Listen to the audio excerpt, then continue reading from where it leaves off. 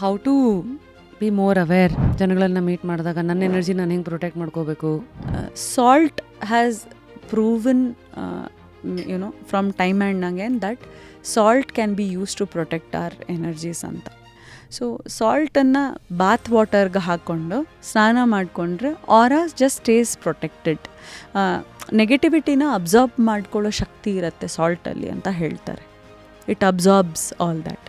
Similarly ಸ್ನಾನ ಮಾಡ್ಕೊಂಡು ಹೋಗಬೇಕಂತ ಇವೆಂಟಿಗೆ, ಆವಾಗ you will come home positive, you will not feel drained. Even if you've spent an entire evening dancing, talking to multiple people, you won't absorb the energy from other people because you have protected yourself with salt. So let that salt stay for few minutes, 1, 2, 3 minutes. Then you can wash it off or just take bath and don't apply soap or anything which will wash away that effect of salt. Full ವಿಡಿಯೋನ ನೋಡಿ on rapid ರಾಶ್ಮೀಸ್ YouTube channel.